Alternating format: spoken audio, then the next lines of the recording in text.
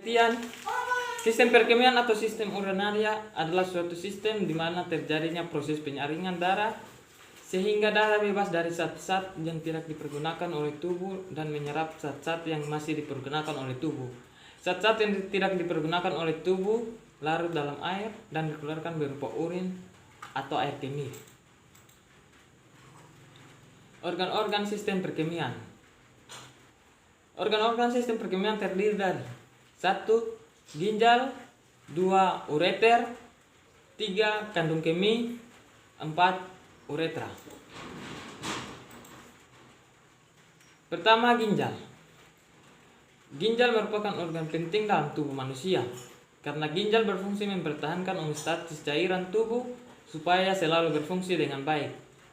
Untuk mempertahankan homeostatis supaya berfungsi dengan baik, ginjal mengatur volume cairan serta menyeimbangkan osmotik asam basa, ekskresi sistem metabolisme, dan sistem pengaturan hormonal.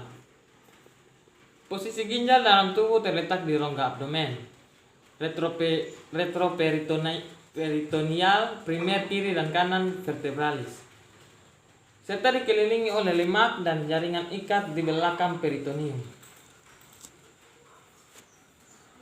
2. Ureter.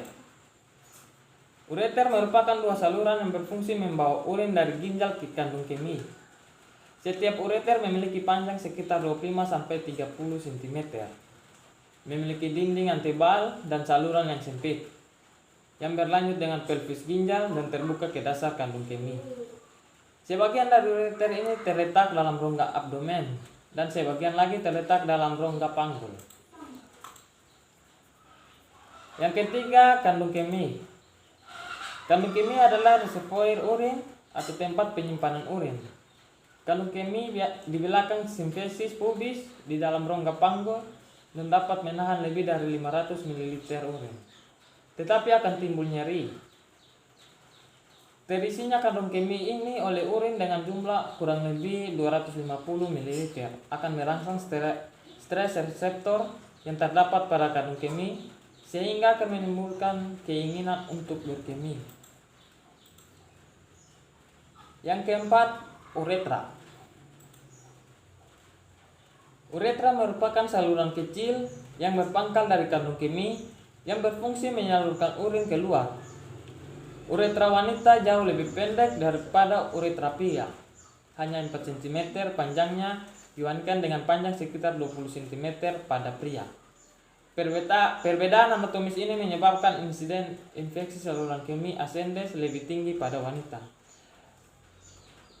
Jadi uretra pria lebih panjang dari uretra wanita.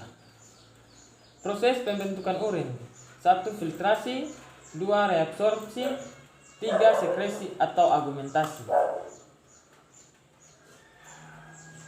Saya bisa lihat pada gambar. Yang pertama, filtrasi. Bagian pertama dari proses pembentukan urin adalah filtrasi, yaitu proses penyaringan darah yang mengandung zat sisa metabolisme yang dapat menjadi racun untuk tubuh. Filtrasi terjadi di badan Malpighi yang terjadi dari glomerulus dan kapsul Bowman. Glomerulus menyaring air, garam, glukosa, asam amino, urea dan limbah lainnya untuk melewati kapsul Bowman. Hasil filtrasi ini menghasilkan urin primer. Urin primer termaksud urea di dalamnya yang dihasilkan dari amonia yang terkumpul ketika hati memproses asam amino dan disaring oleh glomerulus. Yang kedua, reabsorpsi. Air, gula, glukosa, asam amino, natrium, dan nutrisi lainnya diserap kembali ke aliran darah di kapiler yang mengelilingi tubulus. Air bergerak melalui proses osmosis, yaitu pergerakan air dari area konsentrasi tinggi ke konsentrasi yang lebih rendah. Hasil pada proses pembentukan urin ini adalah urin sekunder. Yang ketiga, sekresi atau agumentasi. Sekresi alias pembuangan ion hidrogen melalui proses ini adalah bagian dari mekanisme tubuh untuk menjaga pH yang tepat atau keseimbangan asam dan basal tubuh. Ion kalium, ion kalsium, dan amonia juga dibuang pada tahap ini. Seperti beberapa obat. Ini supaya komposisi kimia darah tetap seimbang dan normal. Kemudian urin yang dibuat mengalir ke bagian tengah ginjal yang disebut pelvis ginjal. Kemudian terus mengalir ke ureter dan kemudian tersimpan di kandung kemih. Dari kandung kemih, urin selanjutnya mengalir ke uretra dan akan dibuang keluar saat buang air kecil.